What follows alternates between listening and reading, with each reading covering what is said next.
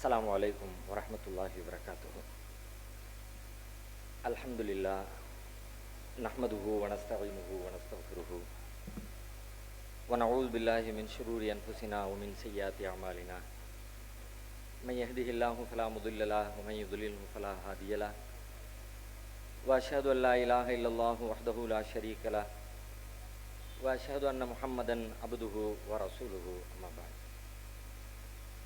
பெருமதிப்பிற்கும் மரியாதைக்கும் உரிய அல்லாஹுவின் நல்லடியார்களே, அருமை பெரியோர்களே, தாய்மார்களே, சகோதர சகோதரிகளே, பேர் ஆர்வத்தோடு பெருங்கவலையோடு எதிர்கால சமுதாய நிலை குறித்த அக்கறையோடு கூடியிருக்கிற இந்த பொதுக்கூட்டத்தில் எனக்கு முன்னால் பலரும் இந்த கூட்டத்தின் நோக்கங்கள் குறித்து பல்வேறு செய்திகளை இங்கே பரிமாறி இருக்கிறார்கள். அதிலும் குறிப்பாக கடைசியாக உரை நிகழ்த்திய சசிகாந்த் அவர்கள் நமக்கு சில பார்வைகளை முன்வைத்திருக்கிறார்கள். அதையே கூட என்னுடைய உரையின் முக்கிய அம்சமாக, முடிவான தீர்வாக முன்வைக்கலாம் என்று நான் விரும்புகிறேன். அந்த தீர்வு குறித்து விவாதிப்பதற்கு முன்பாக, துவக்கமாக இந்த கூட்டம் ஏற்பாடு செய்யப்பட்டிருக்கிற இந்த வக்ஃப் திருத்த மசோதா குறித்த தகவல்கள், பலரும் பேசிய பல்வேறு தகவல்களை விடுத்து அதிலிருந்து சொல்லப்படாத அல்லது சொல்லப்பட வேண்டிய விடுபட்டு போன செய்திகளை மாத்திரம் நான் தொட்டுக்காட்டி என்னுடைய உரையை நிறைவு செய்ய விரும்புகிறேன். கடந்த சில மாதங்களுக்கு முன்னாடி டெல்லியில் RSS அலுவலகம் 13 மாடி கட்டடம் திறக்கப்பட்டது. அதனுடைய தலைவர் மோகன் பகவத் உரை நிகழ்த்தினார்.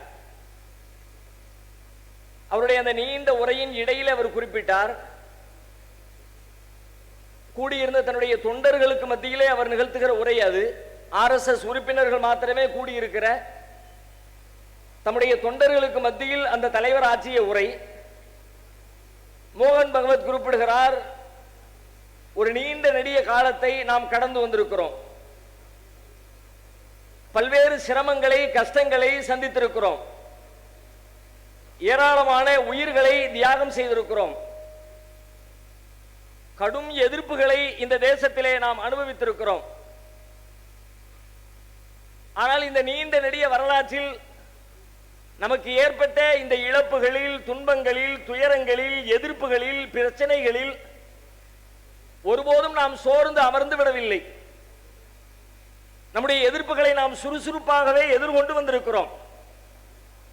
நாம் தடை செய்யப்பட்ட நேரத்தில் கூட தளர்ந்து போய்விடவில்லை. அப்பொழுதும் கூட அடுத்த கட்ட ஆயத்த பணிகளை நாம் தொடர்ந்து மேற்கொண்டு கொண்டேதான் இருந்தோம். ஆனால் இன்றைக்கு நிலைமை மாறி இருக்கிறது. நம்முடைய கைகளில் அதிகாரம் குவிந்திருக்கிறது. ஏறத்தாழ 140 கோடி மக்களின் அன்றாட வாழ்க்கையை தீர்மானிக்கிற அளவிற்கு பேர் அதிகாரமும் பெரும் ஆற்றலும் நமக்கு கொடுக்கப்பட்டிருக்கிறது. நாம் நினைத்த கருத்தை நினைத்த மாத்திரத்தில் நாடு முழுவதும் கொண்டு சேர்த்து விடுகிற அளவிற்கு பெரும் பலம் கொண்டவர்களாக நாம் மாறி இருக்கிறோம். கண்ணு கெட்டிய தூரம் வரைக்கும் நம்மை அழிப்பதற்கான எதிரிகளின் பட்டாளத்தை பார்க்கவே முடியவில்லை.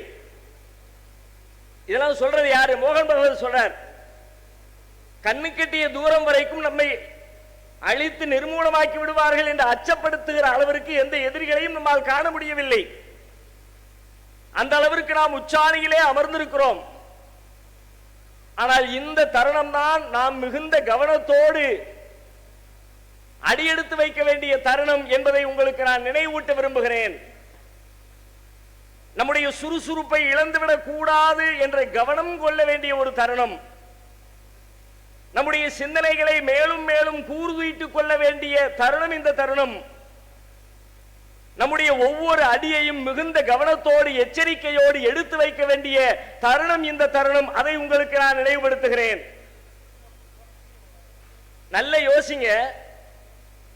உண்மையில அந்த ஆள் சொன்ன மாதிரி தான் அவர்களுடைய கடந்த காலத்திலிருந்து இன்றைய நிகழ்காலம் எங்கோ இருக்கிறது. ஒண்ணுமில்லாத இடத்துல இருந்து இன்னைக்கு ஒரு பெரிய கோபுரத்தின் மேல அமர்ந்திருக்கிறாங்க. உண்மைதான், கண்ணுக்கு முன்னாடி தெரிகிற உண்மை, அதை யாரும் மறுக்க முடியாது. பெரிய ஆட்சி அதிகாரம் உங்களுடைய கையில் இருக்கிறது. நினைத்ததை செய்து விடுகிற ஆற்றல் இருக்கிறது. அதிலும் அவர் சொன்ன மாதிரி தாங்கள் நினைத்த கருத்தை நினைத்த மாத்திரத்திலேயே நாட்டு மக்கள் மத்தியிலே கொண்டு போய் சேர்த்து விடுகிற அளவிற்கு வல்லமை இருக்கிறது. போன தேர்தலில் அமித்ஷாவே சொன்னார், 36 லட்சம் வாட்ஸ்அப் குழுமங்கள் எங்களிடத்தில் இருக்கிறது. 36 லட்சம் வாட்ஸ்அப் குழுமங்கள், 36 லட்சம் மெம்பர்ஸ் இல்ல, 36 லட்சம் கான்டாக்ட் இல்ல, 36 லட்சம் வாட்ஸ்அப் குழுமங்கள். ஒவ்வொரு குழுமத்தில் எவ்வளவு இருக்கிறான்னு தெரியாது. அந்த குழுமங்களின் வழியாக நாங்க என்ன நினைக்கிறோமோ அதை ஒரு நிமிஷத்துல நாடு முழுக்க பரப்பிடுவோம். நாங்க எதை விதைக்க நினைக்கிறோமோ அதை கொண்டு போய் சேர்த்துருவோம். உண்மைதான். அப்படிப்பட்ட ஒரு வானலாவிய பேர் அதிகாரத்தில் தான் அவர்கள் இருக்கிறார்கள். அப்படிப்பட்ட இடத்துல இருக்கிறவர் கண்ணுக்கு முன்னாடி எதிர்ப்பில்லை, என்ன வேணாலும் செய்யலாங்கிற நிலையில இருக்கிறவங்க அடுத்து தேர்தல் மாறினால் காட்சிகள் மாறலாம் என்கிற அளவிற்கு மட்டுமே. ஆனாலும் கூட ஆட்சி அதிகாரம் மாறுமே தவிர அந்த ஆட்சிக்கு உள்ளே ஊடுருவி இருக்கிற அந்த சித்தாந்த மாற்றம் என்பது அவ்வளவு எளிதில் நிகழமான நிகழாது. அதுக்கு இன்னொரு அரை நூற்றாண்டு காலம் தேவைப்படும். ஏன்னா அவ்வளவு பரப்பி இருக்கிறாங்க. எல்லா மட்டங்களிலும் சிந்தனை ஊடுருவல் என்பது எல்லா மட்டங்களிலும் நிகழ்ந்திருக்கிறது. அதனால அவர் சொல்ற மாதிரி கண்ணு கட்டுகிற தூரம் வரைக்கும் பார்த்தா யாரு வந்து நம்மை வீழ்த்துவா, நம்முடைய சித்தாந்தத்தை வீழ்த்துவா, நம்முடைய கொள்கையை வீழ்த்துவா என்று வீழ்த்துவதற்கு எந்த எதிரியாவது கண்ணுக்கு முன்னாடி தெரிகிறாங்களா அப்படின்னு பார்த்தா கண்ணுக்கு முன்னாடி அப்படி தெரியவே இல்லை. அவ்வளவு தூரம் தள்ளித்தான் எதிரிகள் இருக்கிறார்கள் என்று சொல்லுகிற அளவிற்கு பலம் பொருந்திய இடத்திலே அமர்ந்திருக்கிறவர்கள் நாம் சுறுசுறுப்பாக கவனமாக பிரஞ்சையோடு நம்முடைய ஒவ்வொரு அடியையும் எடுத்து வைத்து நாம் முன்னேற வேண்டும். சொகுசாக எல்லாம் வந்துருச்சு, வசதி வந்துருச்சுன்னு அமைதியா இருந்துடக்கூடாது என்று எந்த இடத்துல இருக்கிறவர் சொல்றாருன்னா, முஸ்லிம்களாகிய நாம் இந்த இடத்துல என்ன யோசிக்க வேண்டும்? நம்முடைய பிரஞ்சை, நம்முடைய திட்டம், நம்முடைய செயல்பாடு, நம்முடைய அடிகள். ஏன்னா அவங்களோட கம்பேர் பண்ணும்போது நம்ம ஒண்ணுமே இல்லை. நம்ம இடத்துல ஒரு இந்திய அளவிற்கு முஸ்லிம் சமூகத்தை ஒன்றிணைத்து வழிநடத்துகிற ஒரு தலைமை உண்டா? ஒரு கட்டமைப்பு உண்டா? ஒரு கூட்டமைப்பு உண்டா? ஒரு செயல் திட்டம் உண்டா? நம்ம இடத்துல என்ன இருக்கிறது? என்ன பலம் இருக்கிறது? என்ன ஆற்றல் இருக்கிறது? ஆன்மீக ரீதியான விஷயத்தை நான் கடைசியில் வர்றேன். ஒரு மெட்டீரியலிஸ்டா, ஒரு தேசியவாதியா, ஒரு நாட்டின் இயல்பான ஒரு குடிமகனாக இருந்து பார்த்தால் நாம் எந்த இடத்துல இருக்கிறோம்? தொடர்ந்து அடிக்கு மேல் அடி விழுந்து கொண்டே இருக்கிறது. எந்த ஆற்றலும் தெருவில் நின்று கூப்பாடு போடுறத தவிர ஒண்ணுமே இல்லையே. கத்தி கத்தி கத்தி அந்த கத்தல்கள் எல்லாம் எந்த பயனுமே தரவில்லை என்ற விரக்தியை நோக்கித்தான் நாளுக்கு நாள் நகர வேண்டிய சூழல். நம்பிக்கை விட்டுகிற வார்த்தைகளை பேசினார்கள், நான் ஏற்கிறேன், மறுக்கவில்லை. சோர்ந்து விடக் கூடாது என்று எனக்கு முன்னால் சொல்லப்பட்ட அறிவுரைகளை நான் ஒத்துக்கொள்கிறேன். ஆனாலும் கூட நேற்றைக்கு நான் எதை செய்தேனோ அந்த செயலுக்கு என்ன விளைவு ஏற்பட்டதோ அதே செயலை இன்றைக்கு நான் செய்கிற பொழுது வேறு விளைவுகள் ஏற்படுமா? நேற்றைக்கு நான் எதை செய்தேனோ அதே செயலை இன்றைக்கு செய்தால் நேற்றைக்கு என்ன விளைவுகள் ஏற்பட்டதோ அதே விளைவு தான் இன்றைக்கு ஏற்படும் என்பது சாதாரண புத்தியுள்ளவனுக்கும் தெரிந்த ஒன்று. டெய்லி எனக்கு ஒரு 500 ரூபாய் கடையில் சம்பாதிக்கிறேன். எப்படி சம்பாதிக்கிறேன்? கடையை திறக்கிறேன், ஒரு வியாபாரம் பார்க்கிறேன், மக்கள் வர்றாங்க, டெய்லி ஒரு 500 ரூபாய் எனக்கு லாபம் கிடைக்குது அப்படின்னா நேற்று செஞ்ச அதே வேலை இன்னைக்கு செஞ்ச அதே 500 தான். 5000 ரூபாய் சம்பாதிக்கணும்னா 5 லட்சம் சம்பாதிக்கணும்னா அப்படின்னா என்ன செய்யணும்? நேற்றுக்கு செஞ்ச வேலையை விட்டுட்டு 5000க்கு என்ன செய்யணும்னு பிளான் போடணும். நேற்று என்னுடைய நடைமுறையை உடைக்கணும், அதுல இருந்து வெளியே வரணும், புதிய திட்டங்களை உண்டாக்கணும், புது பாதையை பயணிக்கணும், அதுக்கான ரிஸ்க் எடுக்கணும், அந்த ரிஸ்கை ஏற்றுக்கொள்கிற மனோபக்குவத்தை வளர்த்துக்கணும். அப்படியான வேலைகளை செய்யாம நேற்றுக்கு செஞ்சுட்டு நான் செஞ்சுட்டேன், நான் போராடிட்டேன், நான் கூட்டம் நடத்திட்டேன். இன்னைக்கு கிட்டத்தட்ட இந்த கூட்டங்கள் எல்லாமே ஒவ்வொரு அமைப்பா நடத்தி நடத்தி நடத்தி நம்ம வேலை முடிஞ்சிருச்சுப்பா, நம்ம வேலை முடிஞ்சிருச்சுப்பா, இந்த மனநிலையை நோக்கி நகர்கிறோமா இல்லையா? நான் மிகுந்த கவலையோடு பேசுகிறேன். யாரையும் குறைப்படுத்துவதற்காகவோ மட்டம் தட்டுவதற்காகவோ சொல்லுகிற செய்தி அல்ல, நிஜமான உண்மையான இந்த சமூகத்தின் மீதான கவலையோடு நான் கேட்கிறேன். அப்படிப்பட்ட மனநிலை நம்முடைய உள்ளத்தில் துளிர்க்கிறதா இல்லையா? நாங்க நடத்திட்டோம், நாங்க பிரம்மாண்டமாக நடத்திட்டோம், நாங்க போதுமான முடிஞ்சிருச்சா? இதை விட 100 மடங்கு சிஏஏ பண்ணியில என்ன ரிசல்ட்? இதை விட பெரிய சுதந்திர இந்தியா கண்டிராத ஒரு பெரும் போராட்டம். மில்லியன் ட்ரில்லியன் கணக்கிய பொருளாதாரம் செலவிடப்பட்டது. ஒரு நாளைக்கு ஒரு கூட்டத்தில் ஒரு ஷாஹின் பாக்கில் கூடி அந்த கூட்டத்து மக்களை பராமரிக்க அவர்களுக்கான உணவு தேவை, தண்ணீர் தேவையை செலவழித்து முடிப்பதற்கு செலவழிக்கப்பட்ட தொகை பல லட்சங்கள். ஒரு கூட்டத்துக்கு நான் சொல்றேன், ஒரு கூட்டத்துக்கு, மொத்த கூட்டத்துக்கும் சொல்லல. ஒரு திருப்பூரிலே, ஒரு கோயம்புத்தூரிலே, ஒரு சென்னையிலே, ஒரு பெரிய குளத்திலே நடைபெற்ற ஒவ்வொரு ஊரிலே, திருச்சியிலே, மதுரையிலே, திருநெல்வேலியிலே காலை முதல் மாலை வரை இரவு 12 மணி, 1 மணி, 2 மணி கூட்டம் அப்படியே சம்பிச்சு உட்கார்ந்து இருந்துச்சு. அதை விடவா இன்றைக்கு நீங்கள் வக்ஃபுக்காக வேண்டி பெரும் போராட்டத்தை நிறுத்தி விட்டீர்கள்? அந்த போராட்டம் என்ன விளைவை ஏற்படுத்தியதோ அதைவிட சிறந்த விளைவை இந்த போராட்டம் ஏற்படுத்தி விடும் என்று நான் நம்பினால், உங்களை நம்ப வைக்க நினைத்தால், அது குறித்து நான் பேசினால் என்னை விட ஏமாற்றுக்காரன் எவனும் இருக்க மாட்டான். வெறும் வாய்ச்சவளால்களால், நான் வாய்ச்சவளால் பேசுறவன் நான் இல்லைன்னு மறுக்கல. என்னுடைய வாய்ச்சவளால்களே பல வாட்ஸ்அப் குழுமங்களிலே பகிரப்பட்டு சிலாகிக்கப்பட்டது. அப்படித்தான் இருந்தேன். ஆனா இன்னைக்கு எனக்கு பயமா இருக்கு, எனக்கு கவலையா இருக்கு. நாங்கள் வீதிக்கு வரமாட்டோம், வந்தால் வெற்றி பெறாமல் திரும்ப மாட்டோம். குலைக்கிறாய் கடிக்காதுன்னு சொல்லுவாங்க, அந்த பழமொழி எனக்கு என்ன கூறுது. வீதிக்கு வரமாட்டோம், வந்தா திரும்ப மாட்டோம். நீங்க வரலாறு கூட எடுப்போமா? எத்தனை தடவை வீதிக்கு வந்திருக்கிறோம், எப்பமெல்லாம் ஒண்ணுமில்லாம வீட்டுக்கு திரும்பி போயிருக்கிறோம். எதுக்கு இந்த பேச்சு நமக்கு? இப்போ இந்த பேச்சுக்கள் இருந்தெல்லாம் மாற்றம் பெற்று அறிவார்ந்த சிந்தனையோடு, கவனத்தோடு, உணர்ச்சி வசப்படாமல் அடுத்து எடுத்து வைக்க வேண்டிய அடிகள் என்ன என்பதிலே மிகுந்த கட்டுக்கோப்போடு நம்முடைய அடிகளை எடுத்து வைக்கவில்லை என்று சொன்னால் இந்த கூட்டம் அல்ல, இன்னும் 1000 கூட்டங்களை கூட்டுவோம், பேசுவோம், புலம்புவோம், அதிரடிகள் வார்த்தைகளை, பஞ்ச் டைலாக்குகளை உதிர்ப்போம், வீட்டில் போய் தூங்குவோம். ஒன்னும் நடக்க போறதில்லை. எவ்வளவு பெரிய ஆற்றல் சொன்னா, தீர்மானத்தில் சொன்னமே அந்த ஆற்றலை நீங்க கொஞ்சம் யோசிச்சு பாருங்க. அவன் சொன்னத அவ்வளவு பெரிய புழுகு மூட்டைய, மிக சாதாரணமான ஒரு பொய்ய யாருக்கு எதிராக சொன்னானோ அவங்களே நம்பி ஏற்று பெருமையோடு பரப்புகிற அளவிற்கு பொய்ய கொண்டு வந்து சேர்க்கிற திறமை அவனுக்கு இருக்குது. இப்ப நான் ஒரு கேள்வி கேட்கிறேன், உங்களை பெரும்பாலானவர்கள் என்ன சொல்லுவீங்கன்னு எனக்கு தெரியும். என்ன கேள்வி? வக்ஃபு சொத்து எவ்வளவு இருக்கு? எல்லாரும் டயலாக் அடிப்போம். ரயில்வேக்கு பிறகு, பாதுகாப்பு துறைக்கு பிறகு இந்தியாவிலே மிகப்பெரிய சொத்து. இது யாரு சொல்றா? முஸ்லிம். நம்மளையும் சொல்றோம். நானே சொன்னதான், நானே சும்மா மேடையில சொன்னதான், இல்லைன்னு இருக்கல. இவ்வளவு பெரிய சொத்து தெரியுமா? நம்முடைய முன்னோர்கள் எவ்வளவு தர்மம் செய்திருக்கிறார்கள், அள்ளி கொடுத்திருக்கிறார்கள். இவ்வளவு பெரிய சொத்தை அவர்கள் ஆட்டையை போட பார்க்கிறார்களே, விடலாமா? ஆனா கொஞ்சம் அப்படி கண்ணை திறந்து பார்த்தா, அடே எல்லாம் இது பச்சை புழுகளா இருக்குது. அவன் பிளான் பண்ணி ஒரு செய்தியை உண்டாக்குறான், அது உண்மை இல்ல. நெசமா அப்படியான சொத்து முஸ்லிம்களிடத்தில் இல்லவே இல்லை. வக்ஃபு சொத்து அவ்வளவு கிடையவே கிடையாது. வேணும்னே அவன் ஒரு சைக்காலஜி செட் பண்றான், ஒரு உளவியல். என்ன உளவியல் தெரியுமா? ஒருத்தனை அட்டாக் பண்றதுக்கு முன்னாடி அவனை அட்டாக் பண்றது நியாயம்தான், அட்டாக் பண்றதுக்கு எல்லாரும் திரண்டு போகணும் என்கிற உணர்வை ஊட்டுவது முக்கியம். அந்த வேலையை தான் அவன் செய்யறான். எவ்வளவு சொத்து தெரியுமா? அடிச்சு புடுங்க தப்பு இல்ல, சட்டம் இதுக்கு வந்திருக்கு, அடிச்சு புடுங்க தான் வந்திருக்கு. இப்ப வக்ஃபு திருத்த சட்டம் என்ன? எல்லாத்தையும் புடுங்கிட்டு போறதுக்கு வெளிதானே, அதுக்கான வழிகள், வாய்ப்புகள் எல்லாத்தையும் மேப் போட்டு பிளான் போட்டு அதுக்கு தான் சட்டம் வந்திருக்கு. இந்த சட்டத்தை செயல்படுத்தணும்டா, செயல்படுத்தணும், அதை நம்பணும். எப்படி நம்பணும்? ஓகேடா, பாய்மார்கள் நிறைய வச்சிருக்கானுவா, எல்லாம் நம்ம சொத்து தான், அதெல்லாம் அடிச்சு புடுங்குறதுல தப்பே கிடையாது அப்படின்னு ஊருக்கு ஊர், பள்ளிவாசலுக்கு பள்ளிவாசல் ஜெய ஸ்ரீராம் கொண்டு வந்து காவி கொடியை நட்டி வைக்கிறதுக்கு அவன் வரணும்னா அதுக்கு ஒரு உளவியல் தேவை. அந்த உளவியலை செட் பண்றான். பெரும் சொத்து முஸ்லிம்களுக்கு இருக்கிறது.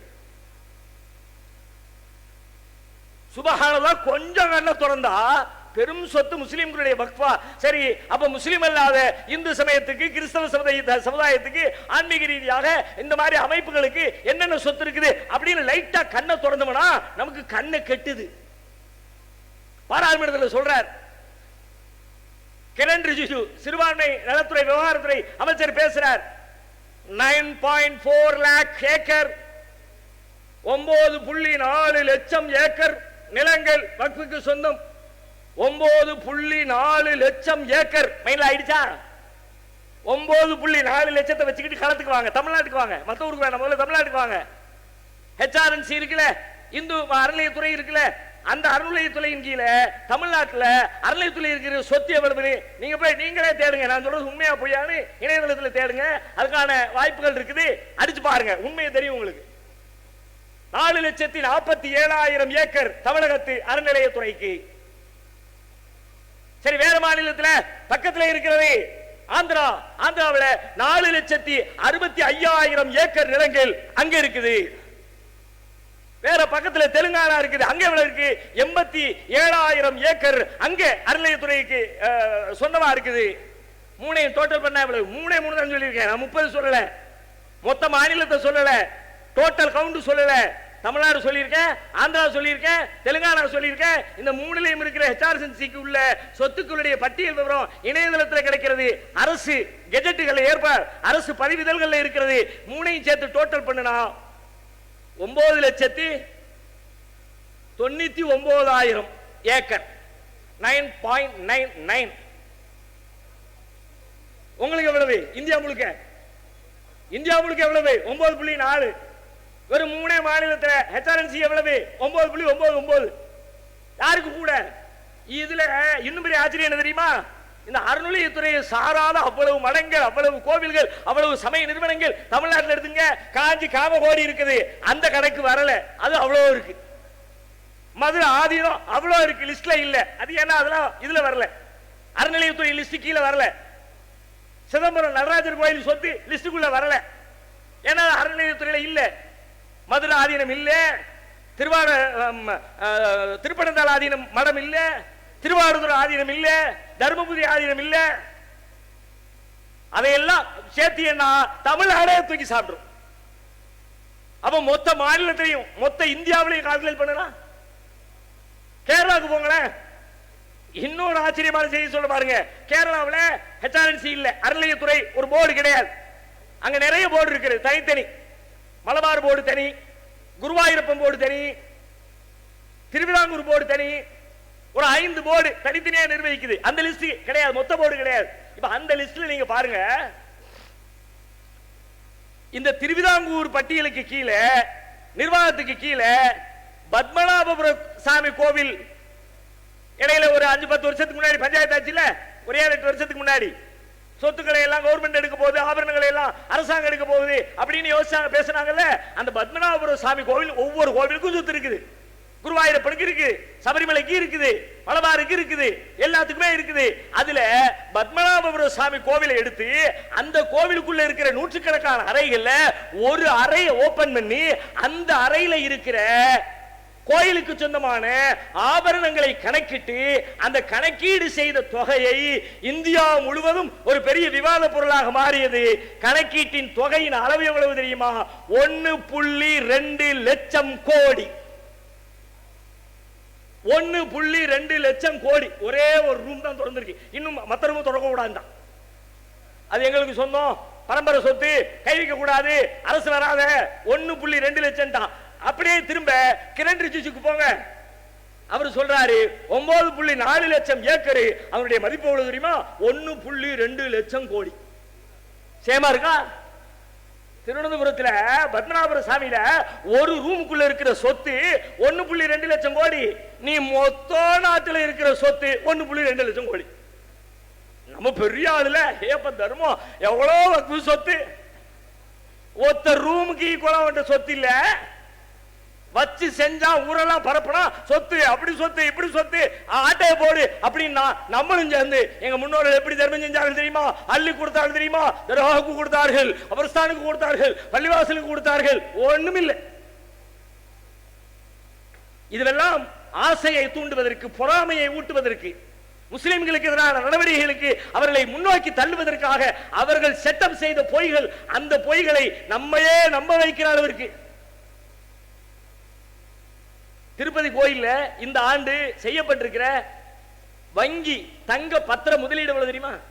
வங்கியில கோல்டு பத்திரம்னு சொல்லுவாங்கல்ல, நம்ம கொடுக்கிற இதுக்கு ஈக்குவலா கோல்டு பத்திரம் கொடுத்துருவாங்க, அக்ரிமெண்ட் எழுதி பேங்க்ல. 10 டன் கோல்டு.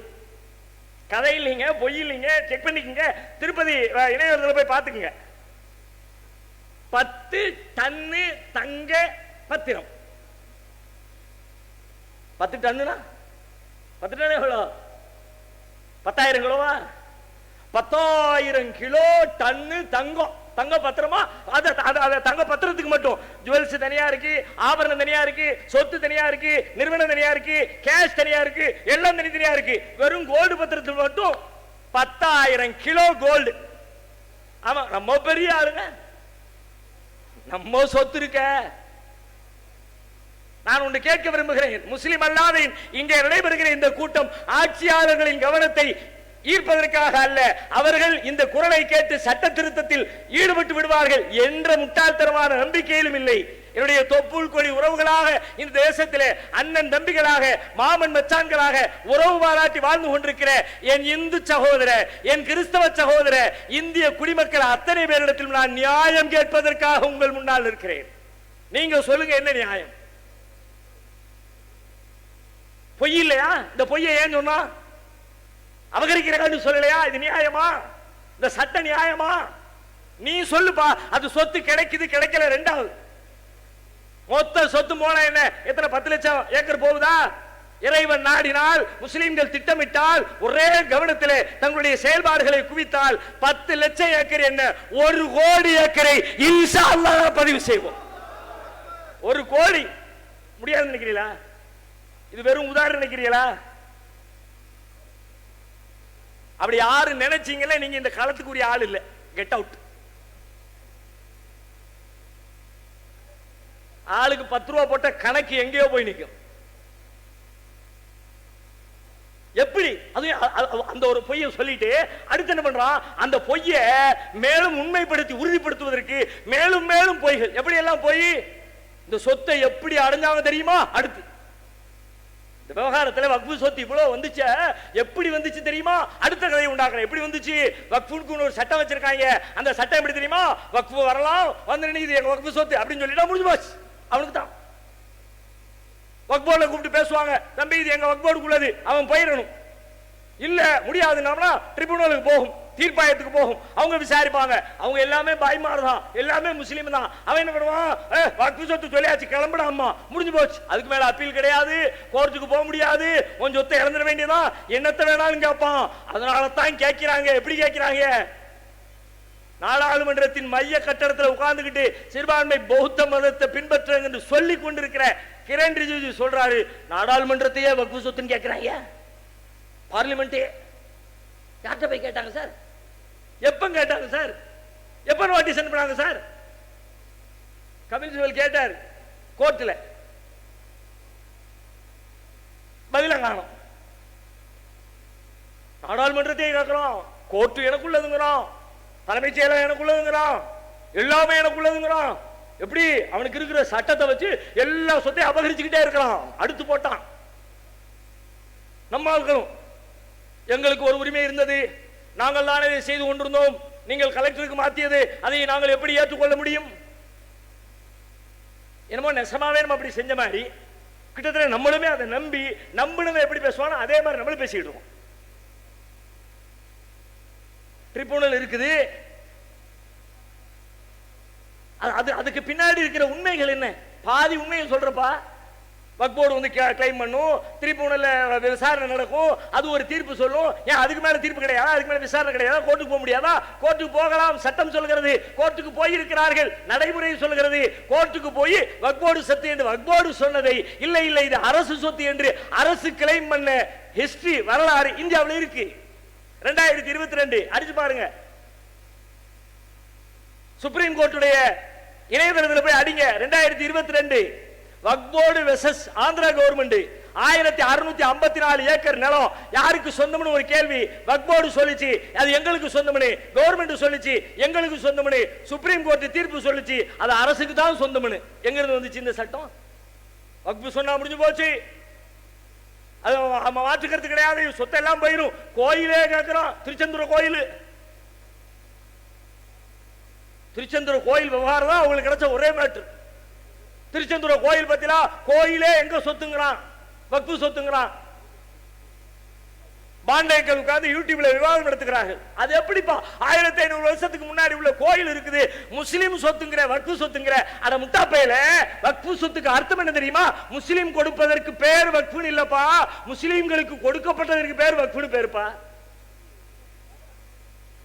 அவன் எப்படி என்ன நினைச்சுக்கிட்டான்னா, வக்ஃபு சொத்துனாலே முஸ்லீம் கொடுத்த சொத்துக்கு பேர் வக்ஃபுன்னு. முஸ்லீம் கொடுத்தாலும் வக்ஃபு தான், கிறிஸ்டின் கொடுத்தாலும் வக்ஃபு தான், இந்து கொடுத்தாலும் வக்ஃபு தான், எவன் கொடுத்தாலும் வக்ஃபு தான். முஸ்லீம்களுக்கு கொடுக்கப்பட்டால், இறை பணிக்காக கொடுக்கப்பட்டால், இறைவன் விரும்பியபடி இதை செயல்படுத்துங்கள் என்ற நம்பிக்கையில் கொடுக்கப்பட்டால் அதுக்கு பேர் வக்ஃபு.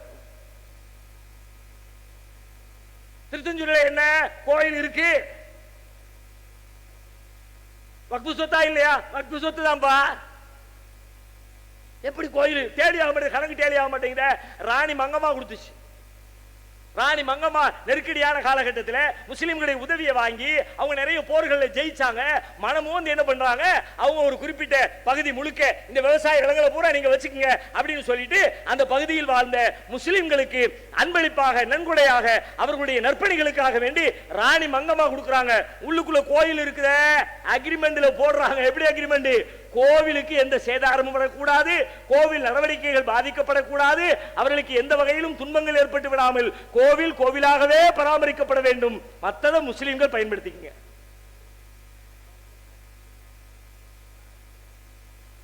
அது நவாபு கொடுக்கல, ராணி மங்கம்மா தான் கொடுத்தா. அவங்களுக்கு சொந்தம். கோயிலுக்கு பக்கத்தில் உள்ளதெல்லாம் உனக்கு கோயிலுக்கு எந்த டிஸ்டர்ப் பண்ணாம அதை நீ பயன்படுத்திங்க. 389.03 ஏக்கர் வக்ஃபு நிலமாக யாரு சொல்லுதா? இன்னைக்கு போய் வக்ஃபு சொல்லல, இப்ப ஏதோ புதுசுங்கிறான்.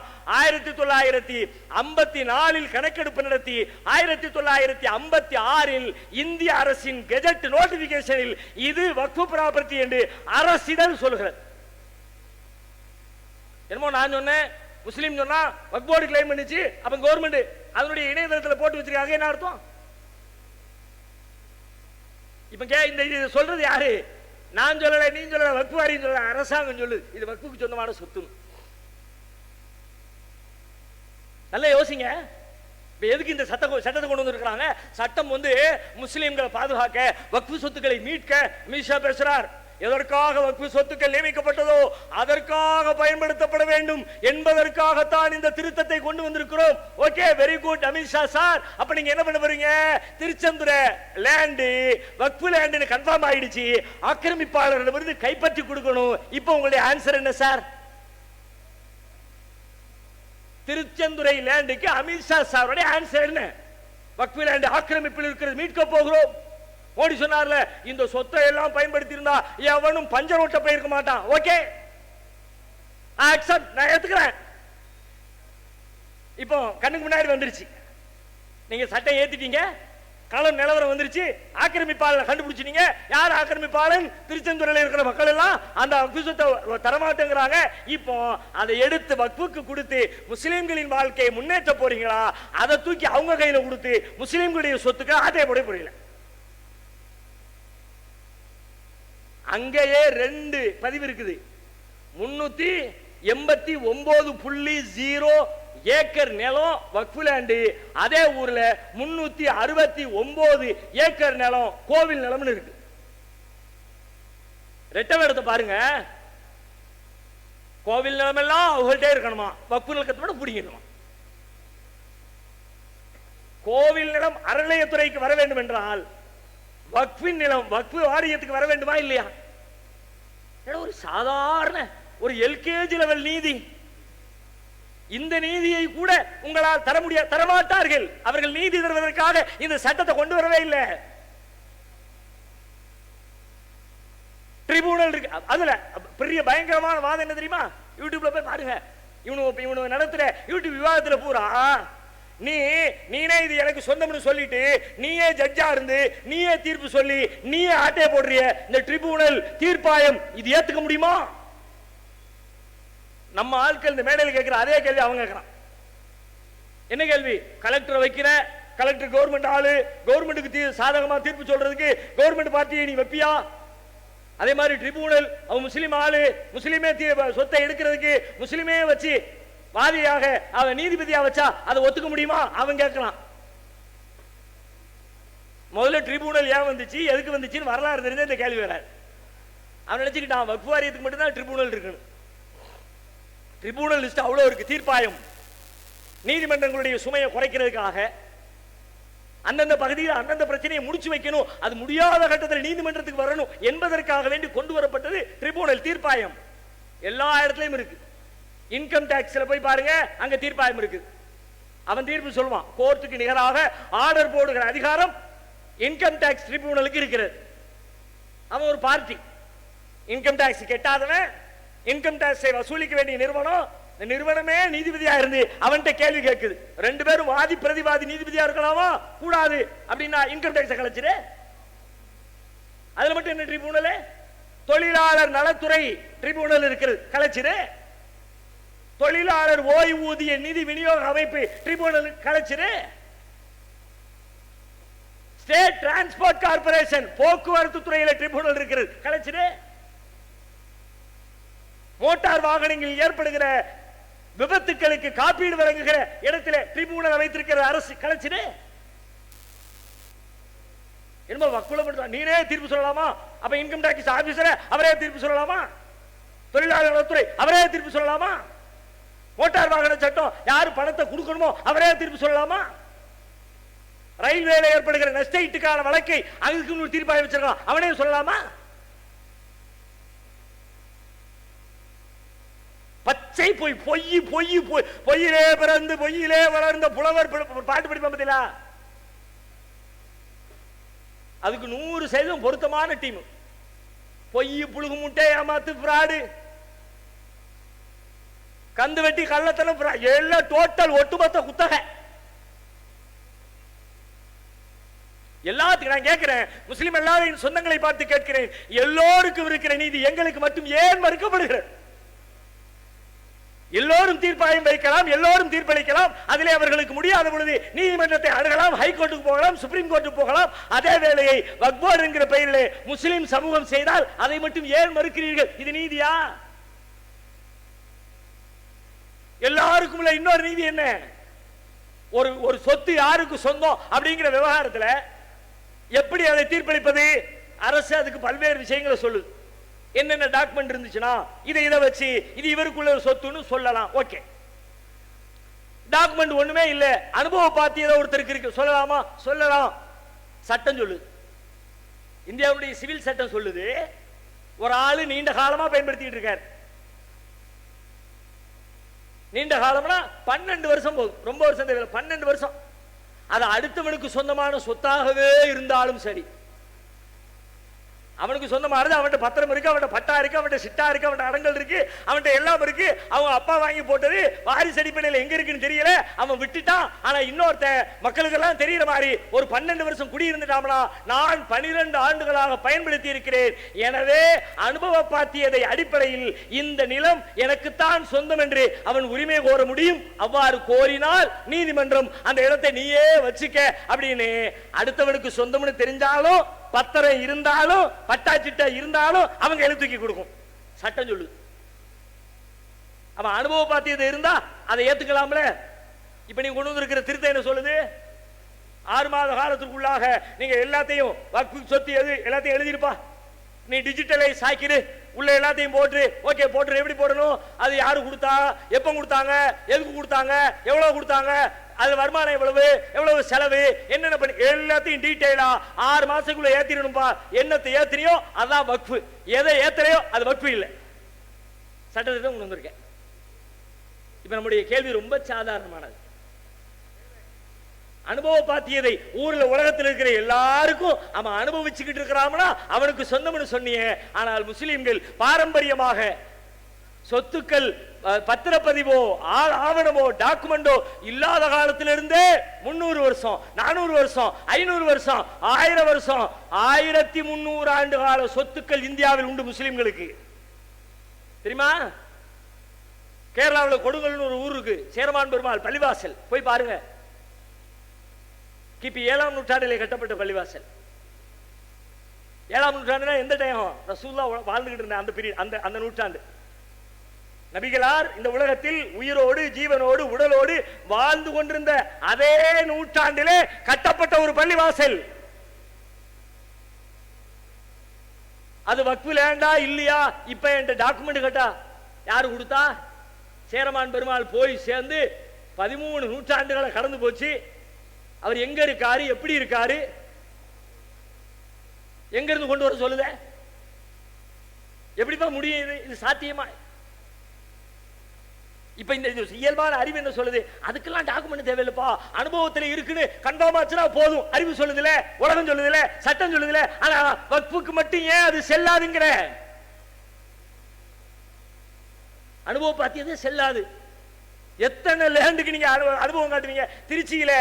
திருச்சி ரயில்வே கோட்டை ரயில்வே ஸ்டேஷன் ஒரு ரயில்வே ஸ்டேஷன் இருக்கு. அந்த ரயில்வே ஸ்டேஷனுக்கு பக்கத்துல மக்கா மசூதின்னு ஒரு பள்ளிவாசல் இருக்கு. ஏறத்தாழ கிபி 7ஆம் நூற்றாண்டிலே அந்த பள்ளிவாசலுக்கு பிறகு கட்டப்பட்ட பள்ளிவாசல். எங்க இருந்து ரெக்கார்டு கொண்டு வருவான்? கீழக்கரையில மீன்கடை பள்ளிவாசல் ஒன்று இருக்குது. கிபி 8ஆம் 9ஆம் நூற்றாண்டிலே கட்டப்பட்டது. மதுரையில் காஜிமார் ஸ்ட்ரீட்ல ஒரு பள்ளிவாசல் இருக்குது. 1200 சொச்சத்தில் 13ஆம் நூற்றாண்டிலே கூன்பாண்டிய மகாராஜா அவர் கொடுத்த அந்த சொத்துக்களால் உருவாக்கப்பட்ட ஒரு வக்ஃப் லேண்ட் அது. அதுக்கு நீ ஆதாரத்தை கொடுத்து எங்கேயா போவான்? இது மாதிரி எத்தனை ஆயிரம் சொத்துக்கள் இருக்கிறது. அனுபவ பாத்தியதை அடிப்படையில் ஆண்டாண்டு காலமாக நாங்கள் பயன்படுத்தி கொண்டிருக்கிறோம். எல்லாத்துக்கும் ரெக்கார்டை கொடுனா அப்ப நீ என்ன சொல்ல வர்ற? ரெக்கார்டு கேட்பான், அவனுக்கு தர முடியாது. இல்லம்மா நீ என்ன பண்ணு? இல்ல இது எங்க அப்பா சொத்து, இது எங்க பாட்டன் சொத்து, எங்க தாத்தன் சொத்து, எங்க கோயில் சொத்து அப்படின்னு ஜெய் ஸ்ரீராம்னு ஒரு கொடியை நட்டு பஞ்சாயத்து ஆரம்பிச்சு. ஏற்கனவே வழக்கறிஞர் சொன்ன மாதிரி ஒரு பாபர் பள்ளி எடுக்கிறதுக்கு 100 வருஷம் ஆச்சு. அதே மாதிரி இன்னொரு 100 வருஷம் காத்திருக்க கூடாது. நம்ம கையில 3000 பள்ளிவாசல் இருக்கு. என்ன பண்றது? 3000க்கு சேர்த்து ஒரு அமெண்ட்மெண்ட் கொண்டு வா. அதுக்கு கொண்டு வந்த அமெண்ட்மெண்ட் தான் இது. ஒரு 10-15 ஆண்டுகளுக்கு முன்னால் மதுரையில் நடந்த ஒரு நிகழ்ச்சியை சொல்றேன். அவனுக்கு இது எப்படி லட்டு மாதிரி இருக்கும்னு யோசிங்க. அந்த ஏரியா பேரு அநேகமா சத்யா நகர்னு நினைக்கிறேன். சரியா என்னுடைய நினைவு சரியா தெரியல, அதை வெரிஃபை பண்ணிக்கணும். சத்யா நகரா இருக்க வாய்ப்பு இருக்கிறது. அதிகாலை ஒரு 3 மணி, 2:30-3 மணி. அங்க ஒரு பள்ளி இருக்கு. பள்ளிவாசலுக்கு பக்கத்துல பள்ளிக்கு சொந்தமான வக்ஃப் லேண்டு, ஒரு பெரிய லேண்டு, முள்ளு படர்ந்து அடைஞ்சு கிடக்குது. எந்த பயன்பாடும் இல்லை. ஆனால் பள்ளிவாசலுடைய நிர்வாகத்தின் கீழ் இருக்கிறது. திடீரென்று ஒரு நாள் அது அவனு கண்ணை உறுத்திக்கிட்டே இருக்கியா, இவ்வளவு பெரிய சொத்து இருக்க, முக்கியமான இடத்துல இருக்க, கொஞ்சம் தாட்டையை போட்டா நல்லா இருக்குமே. அவங்களுடைய இயல்பான உணர்வு தான், அதை கூட சொல்ல முடியாது. அது வரலாற்று தான். நீங்க ஆச்சரியப்படும். அடுத்த கொஞ்சத்தை ஆட்டை போடுற அந்த உணர்வு வந்ததுனால அது இயல்பு அவங்களுக்கு. ஓகே, ஆட்டை என்ன பண்றது? நைட்டு ஒரு 2-2:30 மணிக்கு திடீர்னு என்ன பண்ணா, நைட்டா யாருக்கும் தெரியாம ஆள் இல்லாத நேரத்தை போய் ஒரு கடப்பாறையை தோண்டி ஒரு வேலு கம்ப நட்டி ஒரு மஞ்சள் துணியை கட்டி ஒரு சிலையை வச்சு ஒரு குங்குமத்தை போட்டு ஒரு தண்ணியை தொளிச்சு விட்டுட்டு போயிட்டான். எத்தனை மணி இருக்கும்? 2:30-3 மணி. ஒரு கிராமம், யாரும் இல்லாத நேரம். ஒரு 4:30 மணி இருக்கும். பள்ளிவாசலுக்கு பாங்க சொல்றது மோயினார் வர்றாரு. திடீர்னு ஒரு இடம் கிளீன் பண்ணி ஒரு கோயில் முளைச்சிருக்கு. உடனே அடிக்கிறாரு, இப்படி ஒரு கோயில் வந்திருக்கு. ஒண்ணும் பண்ணாத, உடனே நீயே நேரா போ, அங்க ஊனி வச்சிருக்கிற அந்த வேலை உருவு கல்லை உடைச்சி எடு, நேரா தூக்கி கொண்டு அது இருந்த இடம் தெரியாத அளவுக்கு கொண்டு போய் பள்ளிவாசல்ல ஒரு பாத்ரூம்ல கக்கூஸ்ல எங்கிட்டு வெளியே தெரியாத இடத்துல கொண்டு போய் வச்சிரு என்று இன்ஸ்ட்ரக்ஷன் கொடுத்துட்டோம். காலையில் சுபுகு 5 மணிக்கு மக்கள்லாம் வந்துட்டாங்க. 6 மணி 6:30 மணி ஆயிடுச்சு. ஸ்பாட்ல கலெக்டர் இருக்கிறாரு, எஸ்பி இருக்கிறாரு, காவல்துறை அதிகாரி இருக்கிறாங்க. என்னடான்னு கேட்டா, இங்கிருந்த கோயிலை காணோம். அடே 2:30 மணிக்கு வச்ச கோயிலுக்கு காலையில் 6 மணிக்கு என்னமா நம்ம கவர்மெண்ட் வேலை பார்க்குதுரா? யாருக்கு சர்வீஸ் பண்ணி விளங்குதா? எங்கெல்லாம் இந்த இந்துத்துவ மதம் ஊழியருக்கு தெரியுதா? இந்துத்துவ மதம் அது ஒரு புது மதம், அது இந்து மதம் இல்லை. இந்த இந்துத்துவ மதம் எங்கெல்லாம் ஊழியருக்கு தெரியுதா? கூப்பாடு போட்டாலும் கலெக்டர் வரமாட்டாரு. காலையில 6-6:30 மணிக்கு கலெக்டர் இருக்கிறாரு, காவல்துறை கண்காணிப்பாளர் இருக்கிறாரு, பெரும் படையை நிக்குது. கோயில் இருந்துச்சாமே, அவர் அடிக்கிறாரு. இது மாதிரி வந்துட்டாங்க, என்ன பண்றேன்னு தெரியல. ஒண்ணும் பண்ண தேவையில்லை, ஒரே பதில் சொல்லு. கோவில் இருந்துச்சா இல்லையா ஊர்காரங்கள்ட்ட கேளுப்பா. யாராவது இருந்துச்சுன்னு சொன்னா தாராளமா வச்சுக்க அப்படின்னு சொல்லு. ஊர்ல போய் எல்லாத்தையும் கடையா கேட்டேன். கோயிலா இங்கயா? என்ன கதை விடுற? வருஷம் 50 வருஷமா இருக்கேன், 40 வருஷமா இருக்கேன், 30 வருஷமா இருக்கேன். ஓடுட்டா பிரச்சனை அதோட சால்வ். ஆனா காலையில 6 மணிக்கு மோதினார் மட்டும் உடனே போய் போலீஸ் ஸ்டேஷன்ல ஒரு புகார் கொடுத்திருந்தாரு. இன்னைக்கு ஜாம்னு ஒரு ராமர் கோவிலை போல இங்கே ஒரு ராமர் கோயில் கட்டப்பட்டிருக்கும். பல வருஷமா பொது வெளியில சொல்லப்படவே இல்லை. அது இப்ப சொல்றோம். ஏன்? அதான் பிராடுத்தனம்னா எல்லாம் சந்தி சிரிக்குதப்பா. முழுக்க நீ பிராடுங்கிறது அப்ப சொன்னு வச்சுங்க. உடனே வந்து கோயில் இருந்திருக்கு, மேடையில பேசிருக்கானோ, ஆதாரம் இருக்குன்னு திரும்ப நீ எல்லாத்தையும் கூப்பிட்டு வர எதுக்கு? வருஷம் 10 வருஷம் 15 வருஷம் ஆயிடுச்சு. நல்ல யோசிங்க. அப்ப ஆட்டையை போடுறதுக்கு என்னெல்லாம் வழி உண்டோ அதை எல்லா வழியும் ஓபன் பண்ணி கொடுக்குறான். அனுபவம் பாத்தியது கிடையாது, அதன் வழியா பிரச்சனை கொண்டு வா. 12 வருஷம் எவன் கையிலையா இருந்தா அந்த சொத்தை அந்த சட்டத்தின்படி, எந்த சட்டத்தின்படி? பொதுவா சட்டத்தில் 2 வகை இருக்குங்க. பொது சட்டம் ஒன்று இருக்கும், சிறப்பு சட்டம் ஒன்று இருக்கும். குற்றவியல் தண்டனை சட்டம், பெண்களுக்கு எதிரான குற்ற சட்டம், அப்படியெல்லாம் இருக்குது. ஆனா கவர்மெண்ட் என்ன பண்ணும்னு கேட்டா, ஒரு குறிப்பிட்ட மக்களுக்கு குறிப்பிட்ட பிரிவுக்கு ஏதேனும் சிக்கல் வருதுன்னா அதை சரி பண்றதுக்காக வேண்டி சிறப்பு சட்டத்தை கொண்டு வருவாங்க. பாலியல் அத்துமீறல் சட்டம் பொது சட்டம் இருக்கிறது. சின்ன பிள்ளைங்களை அத்துமீறல் பண்ணனா தனியா கொண்டா போக்சோ சட்டம் கொண்டு வந்திருக்காங்கல்ல. அதுவே பணியிடங்களில் செய்தால், வேலை பார்க்கும் இடங்களுக்கு அதுக்கு ஒரு தனி சட்டம். குடும்பத்துக்குள்ள புருஷன் பொண்டாட்டியை செஞ்சா, ஒரு புருஷன் பொஞ்சாதிய அடக்குமுறை பண்ணா குடும்ப வன்முறை சட்டம். அதுவே வரதட்சணையின் பெயரால் நடந்தால் வரதட்சணை ஒழிப்பு சட்டம். எல்லாம் சிறப்பு சட்டம். ஒரு பொது சட்டம் இருக்கும். அந்த பொது சட்டத்தில் குறிப்பிட்ட மக்களுக்காக, சிறுவர்களுக்காக, பாதிக்கப்பட்டவர்களுக்காக, பெண்களுக்காக, நியாயம் கிடைக்காத மக்களுக்காக, அவர்களுடைய நியாயத்தை பெறுவதற்கான வாய்ப்புகளை உருவாக்கி தருவதற்காக எல்லா வகையிலும் வன்கொடுமை தடுப்பு சட்டம் பொது சட்டம் இருக்குது, ஐபிசி இருக்குது. ஆனா எஸ்சி எஸ்டி ஆக்ட், ஏன் அவனை ரொம்ப அடக்குறானோ நொறுக்கிறானுவ, அவனுக்கு கொஞ்சம் நீதி வேணும், அதுக்கு தனியா வன்கொடுமை தடுப்பு சட்டம் கொண்டா. பொது சட்டம் சிறப்பு சட்டம் இருக்குது. இதுல சட்டத்தில் உள்ள பொது விதி என்ன தெரியுமா? பொது சட்டமும் சிறப்பு சட்டமும் முரண்பட்டால் அப்படி வரும். மனுஷன் எழுதுறது தானே, அல்லாஹ் எழுதுறத முரண்பாடு இருக்காது, மனுஷன் எழுதுறது வரும். இப்போ பொது சட்டமும் சிறப்பு சட்டமும் முரண்பட்டால் என்ன செய்ய வேண்டும்? சிறப்பு சட்டமே மேலோங்கும். இது சட்டத்தின் பொது விதி. பொது சட்டமும் சிறப்பு சட்டமும் முரண்பட்டால், முரண்பட்டதுல சிறப்பு சட்டம் என்ன சொல்லுதோ அதை எடுத்துக்க, பொது சட்டம் என்ன சொல்லுதோ அதை விட்டுரு. இது சட்டம் சொல்லுகிற பொது நியதி. இப்ப இந்த 12 வருஷம் பொது சட்டம் சொல்லுது. 12 வருஷம் குடியிருந்தா ஆட்டையை போடலாம், அடுத்தவன் சொத்தை சொல்லுதா? இப்ப வக்ஃபு சட்டம் என்ன சொல்லுது?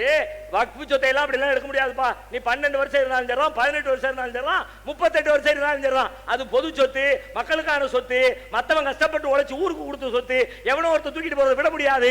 அதனால 12 வருஷம் இருந்தாலும் வக்ஃபு சொத்துன்னு கன்ஃபார்ம் ஆச்சுன்னா சட்டையை கோத்து புடிச்சு இழுத்துட்டு சொத்தை எடுத்துடலாம் என்று வக்ஃபு சட்டம், தனிச்சட்டம், சிறப்பு சட்டம் சொல்கிறது. பொது சட்டம் என்ன சொல்லுது? 12 வருஷம் வச்சிருந்தா சொந்தம். சிறப்பு சட்டம் சொல்லுது 12 வருஷம் வச்சிருந்தா வக்ஃபு சொத்து சொந்தம் கிடையாதுங்குது. இப்ப ரெண்டும் முரண்பட்டால் என்ன சொல்லணும்? எல்லாத்துக்கும் என்ன விதி? சிறப்பு சட்டத்தை ஃபாலோ பண்ணு. ஆனா வக்ஃபு திருத்தத்தை என்ன திருத்திருக்காங்களா? இங்கே சிறப்பு சட்டம் செல்லுபடி ஆகாது, பொது சட்டமே செல்லுபடி ஆகும். நான் மக்களை பார்த்து கேட்கிறேன், இது நீதியா? இது சட்டமா? இது ஒரு நாடா? இது ஒரு ஜனநாயகமா? சட்டத்தின் பேரால் அராஜகம், ஜனநாயகத்தின் பேரால் ஜனநாயக படுகொலை, தர்மத்தின் பேரால் திருட்டு, திருட்டின் பேரால் தர்மம். எல்லாருக்கும் வச்சு எனக்கு மட்டும் ஏன் இப்படி? அப்ப முஸ்லிம்களுடைய சொத்துக்களை பறிப்பதை தவிர இதுல உன்னுடைய பிளான் வேற என்ன? அதோட இல்லைங்க, நல்லா பாருங்க, ஆக்கிரமிச்சுட்டான், சொத்தை ஆக்கிரமிச்சுட்டான்னு தெரியுது. இப்ப ஆக்கிரமிச்சுட்டா ஆக்கிரமிப்பாளர்களை என்ன செய்ய வேண்டும்? வக்ஃபு சட்டம் சொல்லுது. ஏற்கனவே இருந்த சட்டம் என்ன சொல்லுது தெரியுமா? அப்படி ஆக்கிரமித்தது ஊர்ஜிதம் செய்யப்பட்டால் அவர்களுக்கு கடுங்காவல் தண்டனை விதிக்க வேண்டும். கடுங்காவல் ஸ்பெஷல், தனிமை சிறையில் அடைப்பாங்க, வேலை வாங்குவாங்க, உள்ள போய் வேலை பார்ப்பாங்க. பார்த்துருக்கீங்களா? கூலி வேலை பார்ப்பாங்க, விவசாய வேலை பார்ப்பாங்க, தச்சு வேலை பார்ப்பாங்க. அந்த வேலையெல்லாம் யாருக்கு கொடுப்பாங்கன்னா கடுங்காவல் தண்டனைக்கு தான். எல்லாத்துக்குமே வேலை கிடையாது. அப்ப அது மாதிரி கொஞ்சம் கூடுதலான சிரமங்கள் கடுங்காவலுக்கு உண்டு. வக்ஃபு சொத்தை எவ்வளவு ஆட்டையை போடக்கூடாதுக்காக வேண்டி முன்னோர்கள் செஞ்சு வச்ச சட்ட ஏற்பாடு கொண்டு வந்திருக்கிறான். கடுங்காவல் என்பதை, கடுங்காவலை நீக்கிட்டு வெறும் தண்டனை. இது சொத்தை பாதுகாக்கிறதுக்கு, சொத்தை மீட்கிறதுக்கு அப்படின்னு நீ சொல்லுவேன். நாங்க நம்பணும். அப்படி ஒருத்தன் நம்பினாமனா அவனை விட ஒரு கேனப்பைய எரும மாடு ஏரோப்ளேன் ஓட்டுதுன்னா அதையும் ஒருத்தன் நம்புறான்னா அப்ப ஆக்கிரமிக்க. அது மட்டும் இல்ல, ஏற்கனவே இருந்த சட்டம் சொல்கிறது அவனை கைது செஞ்சா நான் பெயிலபிள் செக்ஷன். இப்ப சட்டம் சொல்லுது பெயிலபிள் செக்ஷன். போலீஸ் நம்ம ஆளுதான்ப்பா, இன்ஸ்பெக்டர் நம்ம ஆளுதான்ப்பா, எஸ்ஐ நம்ம ஆளுதான்ப்பா, நீ ஆக்கிரமிச்சிட்டு அங்க போ, அவர் சொந்த ஜாமீன்ல வெளியே அனுப்பிடுவாரு, ஒரு பஞ்சாயத்தும் இல்லை. நான் பெயிலபிள் பெயிலபிள் ஆகிறது, கடுங்காவல் வெறும் தண்டனையாக மாறுகிறது. அதையெல்லாம் விட பூனைக்குட்டி வெளியே வந்த விவகாரம் தெரியுமா? எப்படி வெளியே வருது? இந்த சட்டம் நடைமுறைக்கு வருவதற்கு முன்னாலோ நடைமுறைப்படுத்தப்பட்ட பின்னாலோ ஒரு சொத்து அரசு நிலம் என்று கோரப்பட்டால், என்று டிக்ளேர் செய்யப்பட்டால், என்று கருதப்பட்டால் அது அரசு நிலமாகவே இருக்கும். நல்ல கவனிங்க, இந்த சட்டம் வர்றதுக்கு முன்னாடியோ இந்த சட்டம் வந்த பின்னாடியோ ஒரு சொத்து இது அரசு சொத்து அப்படின்னு அரசு சொன்னால், அரசு நம்பினால், அரசு கருதினால் அந்த சொத்து அரசு சொத்தாகவே முடிஞ்சு. யாரு கருதுவா?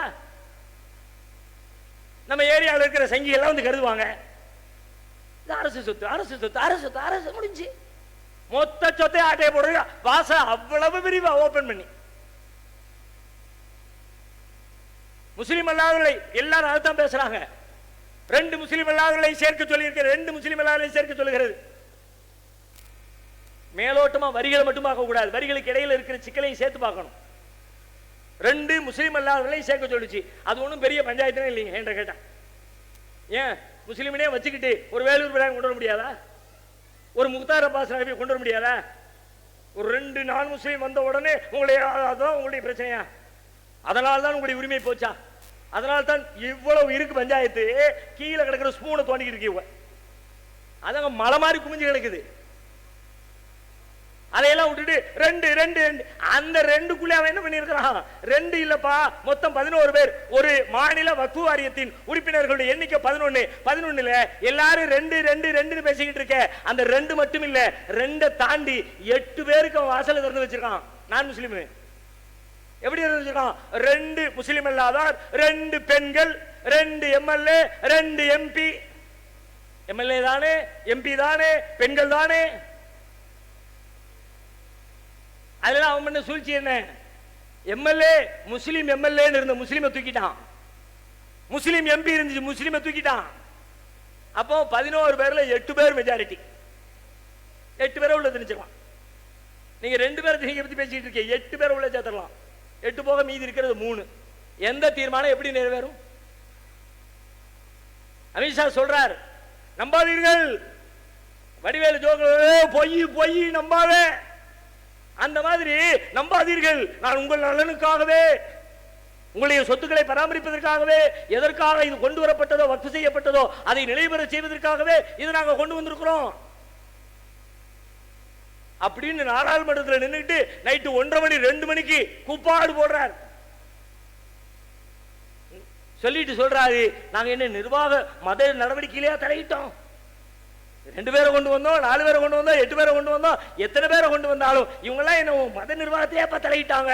எல்லாரும் நிர்வாகத்தை தான், மதத்துல தலையிடல, மத நம்பிக்கையில தலையிடல.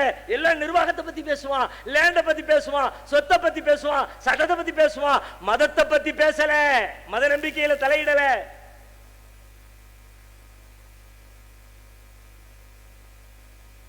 இப்ப இதுக்கு மத ரீதியா பதில் சொல்லணுமா வேண்டாமா? மத நிறுவனங்களால் நடத்தப்பட்ட கூட்டங்களில் நாம மத ரீதியா என்ன ஆன்சர் பண்ணணும்? நீங்க மார்க்க ரீதியா ஆன்சர் பண்ணணும். அவன் அதான் வச்சான், நான் மார்க்கத்துல தலையிடல. இப்ப நீ என்ன சொல்லணும்? இல்லடா நீ மார்க்கத்துல தலையிட்டா மார்க்க ஆதாரத்தை காட்டு. திருமறை குர்ஆன் பேசுகிறது, மா கானலில் முஷ்ரிகீன அய்யமுரு மசாஜித் அல்லாஹ். அல்லாஹ்வின் பள்ளிவாசல்களை நிர்வகிக்கிற அதிகாரம் எந்த முஷ்ரிக்கிற்கும் கிடையாது. குர்ஆன் சொல்லுங்க, முஷ்ரிக்கு கிடையாதுடா. நான் நிர்வாகம் தானே பண்ணுனேன், அதைத்தான் சொல்லுது குர்ஆன். தொழணும், எப்படி தொழணும், எப்படி நோன்பு வைக்கணும், யார் இமாமத்து செய்யணும், யார் பின்னாடி இருக்கணும், கூட்டுதோ ஓதலமா கூடாதா, வெறாட்டதா நீட்டதா, நெஞ்சிலையா தொப்புலையா, தொப்பி போடவா, நான் அதெல்லாம் பேசல. நீ அதை பேசினா மார்க்கவனு ஓ மார்க்கத்துக்கு சொல்லு, ஓ மதத்துக்கு சொல்லு, இந்து மதத்துக்கு சொல்லு. கோயிலையோ பூஜையிலையோ அந்த மாதிரியான சடங்குகள்லையோ தலையிட்டா மத நம்பிக்கைன்னு உங்க மதம் சொல்லும், இஸ்லாம் இல்லாத வேற மதம் சொல்லும். ஆனா இஸ்லாம் சொல்லுகிறது, இஸ்லாமிய மத நம்பிக்கைகளில் நிர்வாகம் என்பதும் மதம்தான். அந்த இறைவன் தான், அந்த எந்த சொத்துக்கு இறைவன் அதிபதியோ, இறைவனின் பெயரால் இது வக்ஃப் செய்யப்பட்டதோ அந்த சொத்தை யார் நிர்ணயிக்க வேண்டும் என்று இறைவன் சொல்லுகிறான். மா கானலில் முஷ்ரிகீன அன் யஅமுரு மசாஜித் அல்லாஹ், அல்லாஹ்வின் பள்ளிவாசல்களை முஷ்ரிக்குகள் நிர்வகிக்க முடியாது. அதோட விடல, எவனாவது குறுக்க நெருக்க விளக்கம் கொடுக்கிற யாராவது ரெண்டு கிறுக்கு போய் வருவான்னு தெரிஞ்சுதே, எதிர்மறையா சொன்ன அல்லாஹ் அடுத்த வசனத்துல நேர்மறையா பேசுறான். இன்னமா யஅமுரு மசாஜித் அல்லாஹி மன் ஆமன பில்லாஹி வல் யௌமில் ஆகிரி வ அகாமஸ் ஸலாத்த வ ஆத்தஸ் ஸகாத்த வ லம் யக்ஷ இல்லல்லாஹ். இந்த வக்ஃப் நிர்வாகத்தை யார் கையில் ஒப்படைப்பது? பள்ளிவாசல்களை நிர்வகிக்கிற அதிகாரத்தை யார் கையில் ஒப்படைப்பது? இன்னவாய அமுரு மசாஜித் அல்லாஹ், அல்லாஹ்வின் பள்ளிவாசல்களை நிர்வகிக்கக்கூடியவர்கள் யார் என்றால் மன் ஆமன பில்லாஹ், யார் அல்லாஹ்வை ஈமான் கொண்டு, வல் யௌமில் ஆகிர் மறுமை நாளை ஈமான் கொண்டு, வ இகாமஸ் ஸலாஹ் தொழுகையை நிலைநாட்டி, வ ஈதாஸ் ஸகாத் ஜக்காத்தை வழங்கி, வலம் யக்ஷ இல்லல்லாஹ் அல்லாஹ்வை தவிர எவனுக்கும் அஞ்ச மாட்டேன்னு நினைக்கிறானோ அவன் தான் பள்ளிவாசல் நிர்வாகம். இப்படி யார கொண்டு வைப்ப? யாரா வைப்ப? இது மத நம்பிக்கையா இல்லையா? குர்ஆன் சொல்லுதே, அதானே இங்க வேதம், அதானே இங்க நம்பிக்கை, அதானே இங்க வழிகாட்டுதல்.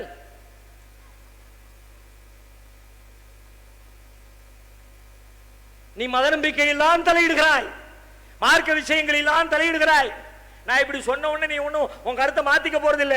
ஆனாலும் நான் உனக்கு சொல்லல, அமித்ஷாவுக்கு சொல்லல, மோடிக்கு சொல்லல, சங் பரிவார கூட்டத்துக்கு சொல்லல, நம்மோடு நம்மாக உறவோடு உறவாக கூடி சேர்ந்திருக்கிற என் முஸ்லிம் அல்லாத தொப்புள் கொடி உறவுகளுக்கு சொல்லுகிறேன், நீங்களே நீதி சொல்லுங்க. இதுல என்ன பிழை? இது நிர்வாக சட்டம் அல்ல, இது எங்கள் வேத சட்டம், மார்க்க சட்டம். இதுல எந்த மாற்று கருத்துக்களுக்கும் இடம் இருக்க முடியாது. குர்ஆன் சொல்லி ஹதீஸ்னா கூட சஹீஹான ஹதீஸா லைஃபான ஹதீஸா அது அப்படியா இப்படியான்னு உள்ள ரூட் பூந்து வந்துருமா வெளியே? வாய்ப்பே இல்லை. ஒட்டுமொத்த சமூகமும் ஏற்று அங்கீகரித்த தலைமுறையாக ஏக இறைவனின் வேதம் வழிபாடு என்று கொண்டாடுகிற திருமறை குர்ஆன் சொல்லுகிற வேத வரிகள் இவை. அன்புக்குரிய சொந்தங்களே, நன்றாக யோசித்து பாருங்க. அவன் கொண்டு வந்த எல்லாமே பொய், பிராடு, உண்மைக்கு மாற்றமானது, சொத்துக்களை பறிக்க திட்டமிடுவது. 4 பேர் எல்லாரும் கேட்டாங்க, முஸ்லிம்களை கொண்டு போய் உள்ள நுழைக்கிறிய, நிர்வாகத்தில் நுழைக்கிறிய, நீதிமன்றமே கேட்டுச்சு, சுப்ரீம் கோர்ட்டே கேட்டுச்சு. நம்ம ஆளுகளுக்கு ரொம்ப சந்தோஷம். திருப்பதி கோயில்ல நீ ஒரு முஸ்லிமை கொண்டு போய் அரங்காவல அனுப்பியா? நீதிபதி கேட்டவனே, அப்பா முஸ்லிம் யூடியூபர்கள் அடிச்சு அடி இருக்குத, நீதிமன்றம் கலக்கி விட்டது, மோடி கலங்கி விட்டார். ஒண்ணும் இல்லை, இதெல்லாம் சும்மா. அவங்க அப்படி கேள்வி கேட்டவொடனே உடனே பயந்துருவாங்களா? கேள்வி கேட்க சொன்னவரே இவரா இருப்பாரு. தம்பி முதல்ல எப்படி பண்ணணும், பாபர் மசூதி ரூட் எப்படி, அதே மாதிரி அப்படியே ஸ்டெப் பை ஸ்டெப்பாவா அவர்களுக்கு தண்டனை கொடு. எப்படி ஏற்றுக்கொள்ள முடியும்? 400 ஆண்டு கால வரலாற்று சின்னம் இல்லையா அவர்களின் கையில் இருந்தது? அவர்கள் அப்படிலாம் கேள்வி கேட்கணும். எல்லாம் முடிச்சுட்டு ஆபரேஷனை சக்சஸா முடிச்சு பேஷண்ட கொண்டு கபர்ல அடைக்கணும். ஆபரேஷன் சக்சஸ், பேஷண்ட் மூத்தா போய் பாத்தியா? அந்த மாதிரி கேள்வி எல்லாம் நச்சு நச்சு நங்கூரமா இருக்கணும். தீர்ப்பு நமக்கு சாதகமா இருக்கணும். பெட்டி ரெடி, கவர்னர் பதவி ரெடி. நான் முந்தைய வரலாற்றை வச்சு சொல்றேன், எதிர்காலம் எப்படி இருக்குன்னு தெரியாது, உண்மையில நமக்கு தெரியல, அல்லாஹ் ஆலம்.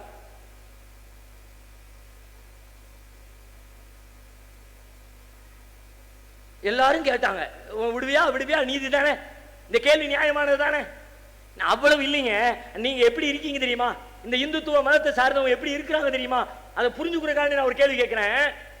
நீ நிர்வாகத்துல முடிவெடுக்கிற அதிகாரத்துல முஸ்லிம் அல்லாதவர்களை சேர்க்கிறதுக்கு நீ முயற்சி எடுக்கிற, ஆனா நிர்வாகத்துக்குள்ள இல்லப்பா, நிர்வாகத்துக்கு கீழே ஒரு வேலை செய்யற ஒரு பணியாளரா, ஒரு துப்புரவு தொழிலாளியா, ஒரு கடை நடத்துறவரா எதுக்காவது நீ அனுமதிக்கிறியா? சமீபத்தில் திருப்பதி தேவசம் போர்டுல சந்திரபாபு நாயுடு ஆர்டர் போட்டு 100கணக்கான பணியாளர்கள் கோயிலுக்கு மேல இல்ல, கோயிலுக்கு கீழ்ப்பகுதியில் அடிவாரத்தில் மலைக்கு கீழே துப்புரவு பணியில் ஈடுபட்டிருந்த வேறு சில வேலைகளுக்காக பயன்படுத்தப்பட்ட இந்துக்கள் அல்லாத பணியாளர்கள் பணி நீக்கம் செய்யப்பட்டார்கள். கேட்டா இந்துக்களுக்கு மட்டும்தான் அங்க வேலை செய்யணும். இந்த பழனியில ஒரு 4-5 மாசத்துக்கு முன்னாடி மதுரை ஹைகோர்ட் தீர்ப்பு சொல்லிச்சே, பழனி செந்தில்குமாரோ பழனிக்குமாரோ ஒரு ஆளு கேஸ் ஃபைல் பண்ணான். எப்படி எல்லாரும் கோவிலுக்குள்ள வரலாம், நிர்வாகத்துக்கு வரலாம் இல்ல, கோவிலுக்குள்ள எப்படி வரலாம்? உடனே மதுரை ஹைகோர்ட் உலகமே காரி துப்புற, இப்படி ஒரு கேவலமான தீர்ப்பை எந்த நீதிபதியும் சொல்லிக்க மாட்டாங்க சொல்லிச்சு. ஆமால அது எப்படி வரலாம்? அதனால வெளியில ஒரு பெரிய போர்டு வை, இந்து மதத்தை நம்புகிற, இந்து மதத்தை கடவுள்களின் மீது பக்தி கொண்டிருக்கிறவை தவிர வேறு யாரும் உள்ளே நுழைய கூடாது. வெளியில போர்டு வை, வாசல்ல நோட்டு வை, நோட்ல கையெழுத்து வாங்க. என்ன கையெழுத்து வாங்க? நான் இதை நம்புகிறேன், இதை ஏற்கிறேன், இந்த புனிதத்தை ஒத்துக்கொள்கிறேன், அவற்றை கடைபிடிப்பேன் என்று கையெழுத்து போட்டு பழனி கோவிலுக்குள்ள போ. இந்த இந்துத்துவ மதம் வருகிற வரைக்கும் ஒரு பஞ்சாயத்தும் இல்லைங்க. எத்தனை கோவில்களுக்கு நான் சென்றிருக்கிறேன். தென்காசி மாவட்டம், இன்னைக்கு தென்காசி மாவட்டம், அன்னைக்கு திருநெல்வேலி மாவட்டம். தென்காசி காசி விஸ்வநாதர் ஆலயம் ரொம்ப பிரபலமான. நான் படித்துக் கொண்டிருக்கிற காலத்தில் பல்வேறு தமிழ் செய்யுள்களை, பல தமிழ் பாடல்களை நான் படித்த இடம் எது தெரியுமா? காசி விஸ்வநாதர் கோவில் ஆலயத்துக்கு உள்ளே. சாயங்கால நேரத்தில் வாக்கிங் போறதுக்குன்னு ஆலிம் சாக்களுக்கு மது சாக்கள் விடுவாங்கல்ல, அப்படியே போவோம். ஒவ்வொருத்தரும் ஒரு பக்கம் போவான். நான் கோயிலுக்குள்ள போயிருவேன், லைப்ரரிக்கு போயிருவேன். கோவிலில் போய் செய்யுளா அந்த மதத்தினுடைய செய்யுள் பாடல்களை மனமிட்ட இடம் அது. இன்னைக்கு போக முடியுமா? இன்னைக்கு விட்டுருவானா? இன்னைக்கு அங்கிருந்து ஒரு 200 அடி தள்ளி ஒரு பள்ளிவாசல் கட்டுமானத்தை கட்ட விடாம, கோயிலுக்கு முன்னாடி பள்ளிவாசல் விட மாட்டேங்கிறான். நீங்க எல்லாம் கொண்டாடுகிற பெரும் ஜனாதிபதி அப்துல் கலாம் அவர் சொல்றாரு, நான் சிறு வயசுல நான் எங்க அப்பா எங்க அம்மா எங்க குடும்பத்தோட நாங்க ராமேஸ்வரம் கோயிலுக்கு பல தடவை போயிட்டு வந்திருக்கோம். இந்துத்துவ மதம் உள்ளே வருகிற வரைக்கும் இந்த தேசம், இந்த நாடு எப்படி இருந்தது? வழிபாட்டுக்காக போன அவசியம் இல்லை, பார்க்க போலாம்ல, தெரிஞ்சுக்க போலாம்ல, என்ன நடக்குன்னு ஒரு அண்டர்ஸ்டாண்டிங் வரும்ல, அது சரியா தப்பான ஒரு கேள்வி கேட்க முடியும்ல. எல்லா வாசலையும் இருக்க உள்ள வரவிடாத, கோவிலுக்குள்ள வராத. கோவில் திருவண்ணாமலை கோவில் சுத்தி இருக்கிற கோவிலுக்கு சொந்தமான கடைகளில் ஒரு இந்து அல்லாதவருக்கு இடஒதுக்கீடு செஞ்ச பெரிய பஞ்சாயத்து பண்ணி கடைசியில் கடை விட்டு காலி பண்ணாங்க. அவ்வளவு ஏங்க கும்பமேளா நடத்துறாங்க யூபி தானே. கும்பமேளா அப்படியே லட்சக்கணக்கில் தெருவுல ரோட்டுல ஊருக்குள்ள எல்லாம் அப்படியே கூடி கூடி நிர்வாண சாமியார்களும் என்னலாமோ அப்படி அப்படி கிடக்குது. அந்த கூட்டத்துக்குள்ள கடை போடுறதா இருந்தா இந்து நம்பிக்கை உள்ளவன் தான் கடை போடணும், முஸ்லீம் கடை போடக்கூடாது. கோயில் சொத்தும் இல்ல, கோவில் தெருவும் இல்ல, கோவிலுக்கு உள்ளேயும் இல்ல, ஒரு தெருவுக்குள்ள கூடி இருக்க இடத்துல ஒரு திருவிழா கூட்டத்தில் கடை போட போகணும்னா இது இந்து திருவிழா, இந்துவை தவிர எவனும் கோவில் கடை போடாத. இப்படியெல்லாம் பேசுகிற நீங்கள் பள்ளிவாசலின் நிர்வாகத்தில் முஸ்லிம்களுடைய சொத்துக்களை பராமரிக்கிற முடிவெடுக்கிற அந்த அதிகார பீடத்தில் முஸ்லிம் அல்லாதவர்களை கொண்டு போய் அமர்த்த வேண்டும் என்று பேசுவதும் துடிப்பதும் அதற்காக சட்டம் இயற்றுவதும் நீதியா? மக்களே சொல்லுங்க, இது நியாயமா? நாங்கள் மட்டுமே இப்படி இதற்காக கத்தணுமா? எங்களோடு சேர்ந்து நீங்க கத்த மாட்டீங்களா? கேட்க மாட்டீங்களா? கோரிக்கை வைக்க மாட்டீங்களா? உங்களை மூளை செலவு செஞ்சிருக்காங்க, உங்களை பல பேர் வராம இருக்கிறீங்க, அதான் காரணம். அவன் சொன்னதெல்லாம் உண்மை நம்புற. பெரியார் ஒரு ரூல் சொல்லி கொடுத்துட்டு போனார். ஒரு விஷயம் உண்மையா பொய்யா கண்டுபிடிக்கிறது எப்படி? ரொம்ப ஈஸி. என்ன ரொம்ப ஈஸி? இந்த அந்த அந்த ஆட்கள் அவர் ஒரு கோடை வச்சிருப்பார்ல, அந்த ஆள் பேர் இவன் எல்லாம் இவன் ஒன்னு சரின்னாமனா கண்ணை முடிக்கிட்டு தப்புன்று, இவன் ஒன்னு தப்புன்னாமனா கண்ணை முடிக்கிட்டு சரின்று, அதான் ரூட்டு. அப்படியே அச்ச அசலா எப்படி கணிச்சிருக்காரு பாருங்க, பெரிய தீர்க்கதரிசிங்க அந்த ஆள். 2025 அந்த ஆள் உசுரோடு இல்லை, ஆனா 2025 அமித்ஷாவை 30-40 வருஷத்துக்கு முன்னாடி யோசிச்சிருக்காரு பாருங்க. கிரண் ரிஜிஜுன்னு வருவான், அமித்ஷா ஒருத்தர் வருவான், மோடின்னு ஒருத்தர் வருவான், நிர்மலா மாமி வரும், இது மாதிரி பல பேர் வருவாங்க. விதவிதமா அடி கப்சான, சும்மா கப்சான கிடையாது. 9.4ன்னு கிரண் ரிஜிஜு சொன்னாரா? செந்துர விவகாரத்தில் சோபனான்னு சொல்லிட்டு ஒரு அமைச்சர் ஒரு பொம்பளைய அவங்க கூட்டிட்டு வந்து ஒரு ஆர்ப்பாட்டம் பண்ணாங்க. அந்த அம்மா ஆர்ப்பாட்டத்தில் பேசுகிறது 38 லட்சம் ஏக்கர் சொத்து.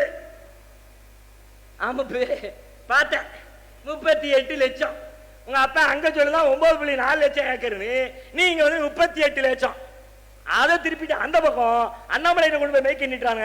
ஆனா 32 ஏக்கர் லட்சம்ங்கண்ணா, 32 லட்சம் ஏக்கர் நாங்கண்ணா. ஆமாங்கண்ணா 32 லட்சம் ஏக்கர் அண்ணாமலை, 38 லட்சம் ஏக்கர் சோபனா, 9.4 லட்சம் ஏக்கர் கிரண் ரிஜிஜு. நீ எதைத்தான் நம்ப? ஒரு ரெக்கார்டு என்ன? எல்லாத்தையும் குழப்பி அடிப்பம்பா, உனக்கு எது சாதகமா இருக்கோ அது பிடிச்சிருக்கோ அதை வச்சுக்க. நீ வினோபாவே ஆச்சாரியா வினோபாவேன்னு சொல்லிட்டு ஒருத்தர் இருந்தார், காந்தியடிகளுடைய பரம பக்தர். அவர் என்ன பண்ணாரு, நிலமில்லாத மக்களுக்கு நிலம் கொடுக்கணும்ன்றதுக்காக ஒருத்தட்டையா போய் தானம் வாங்கி ஏழை எளிய மக்களுக்கு நிலத்தை தானம் பண்ணார். வக்ஃபு போர்டு மாதிரியே ஒரு போர்டு அதுக்கு இருக்குது. ஏறத்தாழ 40 லட்சம் ஏக்கர் சொத்து அதுக்கு இருக்கு. 9.4 வச்சு பெருமிடிக்கல. வினோபாவே ஆச்சாரிய வினோபாவேவுடைய பூமி தான இயக்கம் அதுக்கு பேரு. அந்த இயக்கத்துல 40 லட்சம் ஏக்கர் நிலம். அதுக்கு இதே ரூல், விற்க முடியாது. வக்ஃபு இருக்கிற மாதிரியே 12 வருஷத்துக்கு மேல ஒருத்தன் வச்சிருந்தாலும் புடிங்கிக்கலாம். வக்ஃபுக்கு என்னவோ அதே, அறநிலையத்துறைக்கு என்னவோ அதே.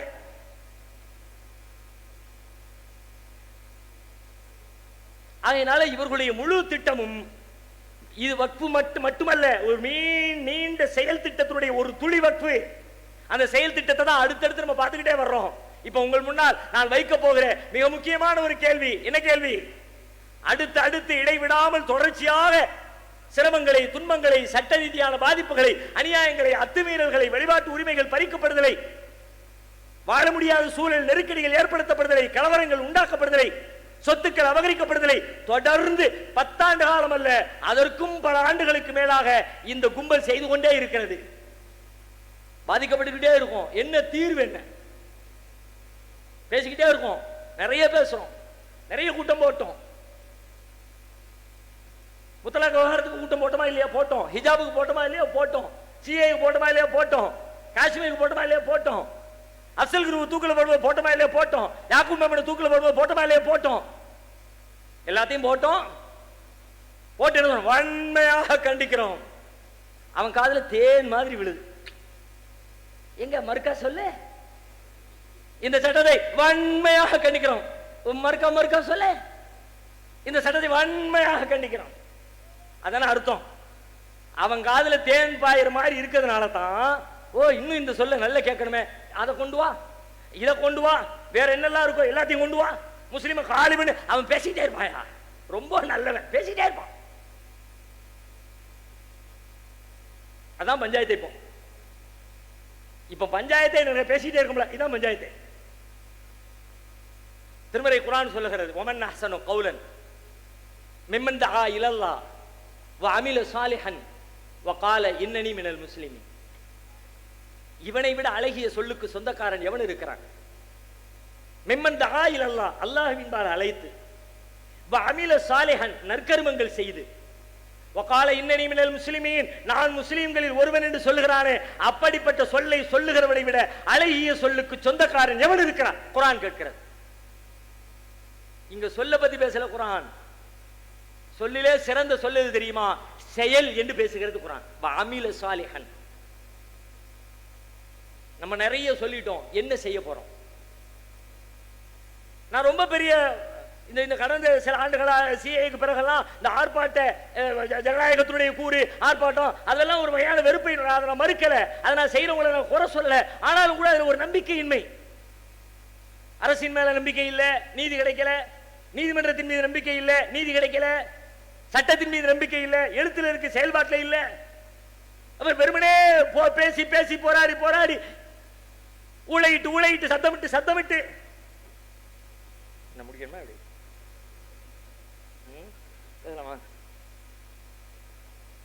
சாட்டா முடிச்சிடறேன்.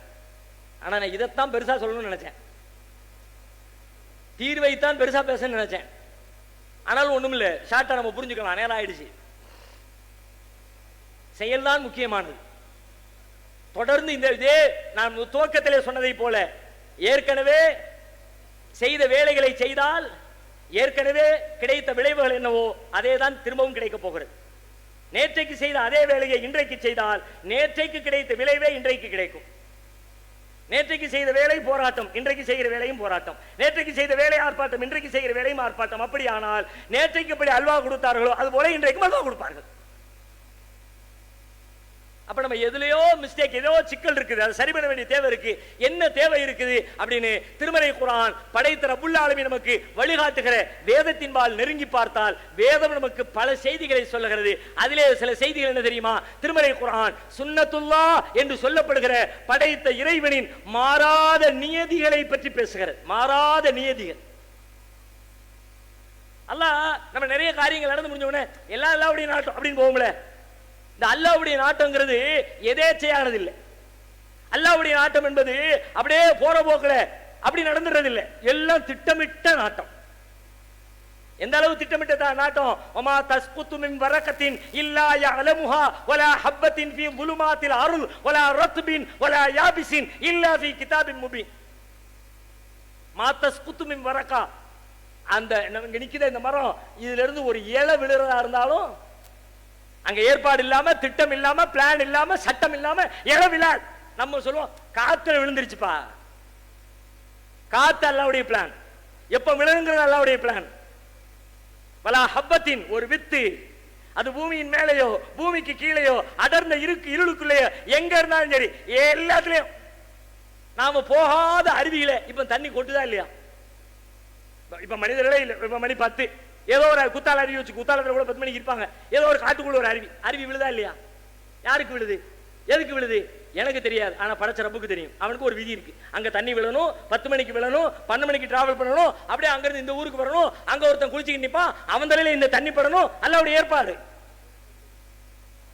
எதுவும் இயல்பா நடக்கல, எதுவும் திட்டமிடாம நடக்கல, எதுவும் திடீர்னு நடக்கல, எதுவும் எதேச்சையா நடக்கல, எல்லாம் திட்டமிட்டபடி நடக்கிறது.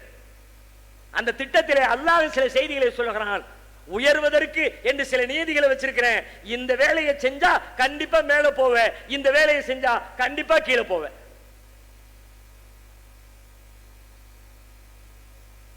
நீ மேல போய் நபிகளாருடைய தோழர்கள் எடுத்துக்க, ரொம்ப அதில் பாதாளத்தில் இருந்தாங்க. ஒரு 20-30 ஆண்டு கால இடைவெளியில எங்கேயோ உச்சாணியில உலகத்துக்கே வழிகாட்டுகிற தலைவர்களாக மாறினார்கள். எப்படி மாறினார்கள்? மாற்றியது எது? நபிகளார் மாற்றினார்கள் சொல்லக்கூடாது. நபிகளாருக்கு அல்லாஹ் திருமறை குர்ஆன் வழியாக உலகத்தினுடைய மாறா நியதிகளை சொல்லி கொடுத்தான். எதை செஞ்சா என்ன நடக்கும், எதிரி என்ன பிளான் பண்ணுவான், நீ எப்படி அப்ப அடிக்கணும், உனக்கு என்ன துன்பம் வரும், எப்ப துன்பம் வரும், எப்ப அது விலகும், எல்லாம் குர்ஆன் பேசுகிறது. படைத்த இறைவனை ஏற்றுக்கொண்டு நான் வழங்கிய இந்த சட்டத்திலிருந்து நீ நகல நகல நகல துன்பங்கள் உன்னை நோக்கி படையெடுக்கும். திருமறை குர்ஆன் சொல்கிறது, வமன்னா அரலான் திக்ரி ஃபஇன்ன லஹு மஈஷத்தன் லன்கா. எனது திக்ரை, எனது திருமறையை, என் போதனையை, என் வழிகாட்டுதலை எவன் புறக்கணிக்கிறானோ ஃபஇன்ன லஹு மஈஷத்தன் லன்கா, அவனுக்கு நெருக்கடியான வாழ்வை கொடுப்போம். வாழ்க்கை நெருக்கடி தான். சாவர வரைக்கும் இப்படி போராடிக்கிட்டே புலம்பிக்கிட்டே அப்படியே செத்துற வேண்டியதான். நீ இதுக்கு பக்கத்துல வா, என் போதனைக்கு பக்கத்துல வா, நான் என்ன சொல்றேன்னு கேளு, நான் என்ன சொல்றேன்னு பாரு, அதை நீ அப்ளை பண்ணு, நீ அப்லிஃப்ட் ஆகிடலாம், மேலே ஏறிடலாம். நீ அப்படி மேலே ஏறணும்னா அப்பப்ப சின்ன சின்னதா உனக்கு பல சிரமங்களை கொடுக்கணும்ல, நீ திரும்பிட மாட்டியா, என் பக்கம் வந்துட மாட்டியா? பலவுலா இது ஜாஹும் பௌசுனா தலர்ரஉ. நம்முடைய சோதனைகள், நம்முடைய துன்பங்கள் அவர்களுக்கு வந்த பொழுது அவர்கள் பணிந்து நம் பக்கம் திரும்பி இருக்க கூடாதா? அதுக்கு தானே கொடுத்தேன். வக்ஃபை எதுக்குடா கொடுத்தேன்? நம்ம ஏதோ மிஸ்டேக் பண்றோம் அப்படின்னு யோசிக்கிறது கொடுத்தேன்டா. நீ அவன் என்ன மிஸ்டேக் பண்றான்றதை மட்டும் மட்டுமே பேசி முடிச்சிட்டீடா. இந்த 1 மணி நேரத்தில் அவன் பண்ண மிஸ்டேக் தானே பேசணும். இந்த வக்ஃப் இந்த நிலைக்கு வந்ததுக்கு, இந்த சட்டம் நிறைவேற்றப்பட்டதுக்கு நாம் என்ன தவறு இழைத்தோம், நம்முடைய சமூகம் செய்த பிழை என்ன, நாம் அல்லாஹ்விடமிருந்து எங்கே தூரமானோம் யோசமா? வஅன்னல்லாஹ லம் யகு முகய்யிரன் நிஅமத்தன் அன்அமஹா அலா கௌமின் ஹத்தா யுகய்யிரு மா பிஅன்ஃபுஸிஹிம். எந்த சமூகத்துக்கும் அல்லாஹ் கொடுத்துக்கிட்டு இருக்கிற அருளை அவன் தன்னையே மாத்திக்காத வரைக்கும் அல்லாஹ் மாத்த மாட்டான். இப்ப மாறி போச்சு. ஏன் மாறி போச்சு? நீ உன்னையே மாத்திக்கிட்ட. நான் என்ன மாறினேன், எப்படி மாறினேன், அதை யோசி, அதை கண்டுபிடி, அதுக்கான தீர்வு என்ன யோசி. மாற்றத்தை நோக்கி இறைவனின் மாறா நியதிகள், திரும்ப சொல்றேன், மாறவே மாறாது. உலகத்தின் நியதின்னு நம்ம சொல்லுவோம். அதுல பல மாறி பேரும். படைச்ச ரப்புல் ஆலமீன் இதை செஞ்சா மேல, இதை செஞ்சா கீழே, இதை செஞ்சா பாராட்டு, இதை செஞ்சா துன்பம் அப்படின்னு அவன் எதையெல்லாம் சொன்னாலும் 100க்கு 100 நடக்கும். நம்ம பண்ணுற பஞ்சாயத்து என்ன பிரச்சனை? என்ன? நம்முடைய முன்னோர்கள் கொடுத்த இந்த சொத்துக்களை பராமரிக்காம விட்டோமா? கேட்காம இருந்தோமா?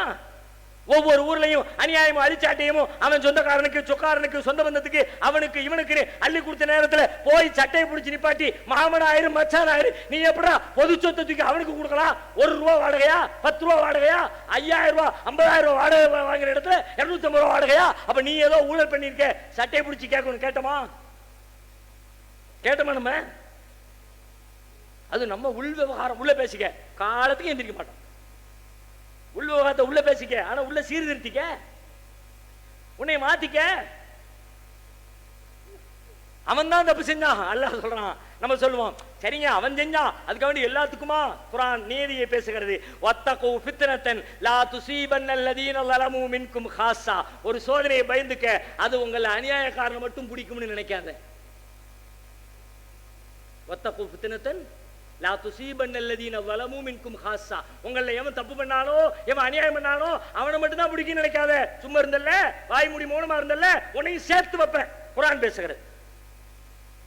எவனோதான் ஆட்டையை போட்டான், நம்ம சமூகத்தில் எவனோதான் தின்னான். இந்த அம்பானி சொத்துன்னு பேசிக்கிட்டு இருக்கோம். முகேஷ் அம்பானி 21 கோடிக்கு வாங்கியிருக்கானோ, 15,000 கோடிக்கு வீடு கட்டியிருக்கானோ, எல்லாருக்கும் தெரிஞ்சு செஞ்சானே. யாரு சொத்து? வக்ஃபு சொத்து. கொடுத்தவன் வேண்டாம். கேள்வி கேட்டுமா? அவரா வந்து கட்டிக்கிட்டாரா? அண்டர் கிரவுண்ட்ல டீலிங் போட்டார்ல, ஒரு திருட்டு பையன் இருந்தாமல, நம்ம சமூகத்தினுடைய கருப்பு ஆடு ஒண்ணு இருந்துச்சுல, கேட்டியா? நீ அன்னைக்கு கேட்டியா? வரும், அல்ல வந்து வரும். எவனோ தானே அவன் செஞ்சான் இவன் செஞ்சான், அவன் செஞ்சதெல்லாம் நீ வேடிக்கை பார்த்தா அவனுக்கு வர வேண்டியது உனக்கு சேர்த்து வரும். அப்படியானால் தீர்வாக நான் முன்வைக்க நினைப்பது, நமக்கு ஏற்படுகிற பிரச்சனைகள் சிக்கல்களில் இருந்து மீள்வதற்கு சட்ட ரீதியாகவோ, ஜனநாயக ரீதியாகவோ, உலகியல் ரீதியாகவோ, ஆன்மீக ரீதியாகவோ, தனிப்பட்ட ரீதியாகவோ எந்த சிக்கலாக எந்த பிரச்சனையாக இருந்தாலும் அதிலிருந்து மீள்வதற்கு இறைவனின் மாறா நியதிகளின் பக்கம் கவனத்தை திருப்புங்கள். அதன்பால் உங்களுடைய சிந்தனையை செலுத்துங்கள். அதை உங்கள் வாழ்வில் கடைபிடிக்க துவங்குங்கள். அநீதத்திற்கு எதிராக குரலை எழுப்புங்கள். அல்லாஹ் ரப்புல் ஆலமீன் ஒரு நாள் இல்லை ஒரு நாள் நம்மை இந்த உலகத்திற்கே வழிகாட்டுகிற ஒளி விளக்குகளாக மாற்றி வைப்பான். எல்லாம் உள்ள இறைவன் அதற்கு நல்ல புரிவானாக என்று கூறி வாய்ப்புக்கு நன்றி கூறி விடைபெறுகிறேன். அஸ்ஸலாமு அலைக்கும் வரஹ்மத்துல்லாஹி வபரகாத்துஹு.